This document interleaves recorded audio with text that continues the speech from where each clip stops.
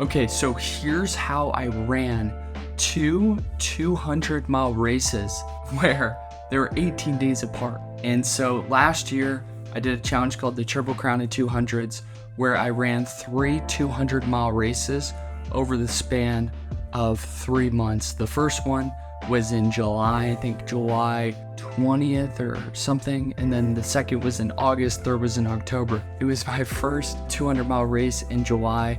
And man, it was so challenging. I've done 100-mile races, I've done triathlons, ultra distance triathlons, but this was definitely the hardest thing that I've ever done. And I'll tell you, one distinct thing happened during the Tahoe 200, which was my first 200, and a fatal mistake that I made, which leads into how I ran two in 18 days. So anyway, I use a watch called the Coros Vertix 2, and a feature on this watch, actually a reason why I have this watch, is it will help me navigate. And so if there's a break in the trail, it could show me and navigate which way to go.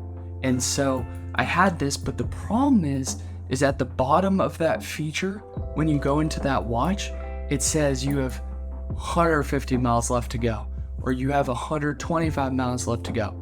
And I was not being intentional with my thinking, and I just started thinking about how much longer I had to go. I started thinking about, man, I've got 150 miles left to go, and I'm 50 miles in. I had already started chafing since I forgot to put on some of this chafing cream, and I was like, man, how the heck am I going to be able to do this? I have this problem. I'm looking at my watch and I'm just thinking about how much longer I have to go, and it felt like that race lasted forever. I was just fighting for every mile, and I was really discouraged. Thankfully, even though despite wanting to quit, I made several times, I had a great crew. They helped me. I have a great coach, Mike McKnight, coached me for that race, the Triple Crown series, and I was able to pull it out and finish in, I think, 87 hours. So that was real long, longer than 3 days, almost 3.5. I finished this race, and my crew's like, are you gonna do this next race? Are you gonna do the next race 18 days later?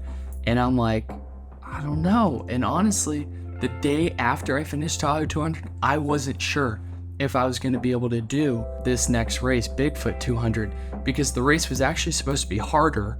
It had like almost 40 or so thousand feet of elevation gain in 208 miles. And it was like, oh my gosh, this is gonna suck. I don't know if I can even do it. But anyway, I ended up deciding, okay, Pierce, you've trained for this. Your coach thinks you can do it. Like, you can do it. Come on.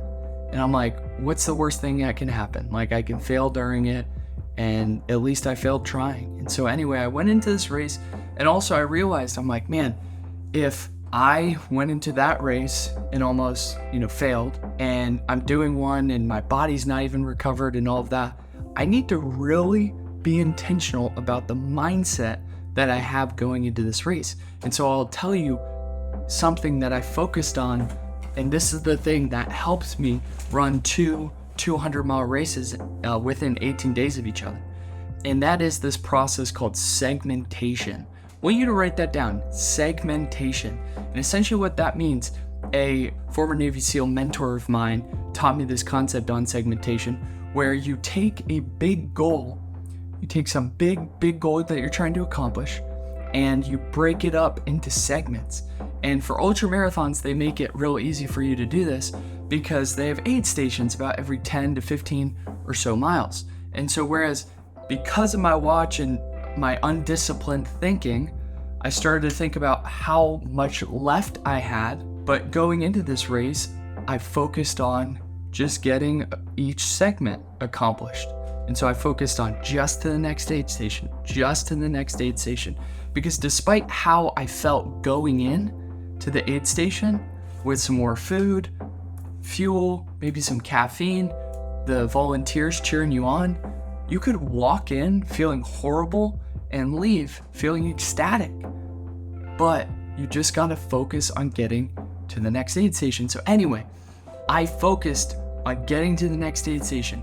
I put on the back of my phone, I put a screenshot of the aid stations and how far each one was apart from each other. And I would just look, okay, we got this section, there's this much climbing, this much descent. It'll take me about this much time, but I was loose with it so that I wouldn't get discouraged if I was going slower.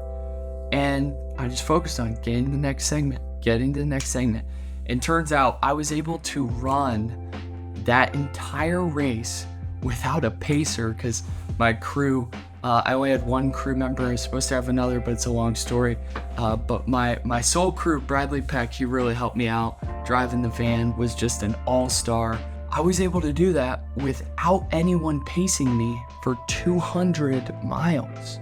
And that's because the power of segmentation. You best believe I was listening to worship music, praying, praising, all that stuff. But God really showed me between those races, I needed to change my mindset, focus on getting to the next aid station rather than getting to the end of the race. And it made it way more manageable to me, so I was able to finish the race. So I hope that helps you to run your race.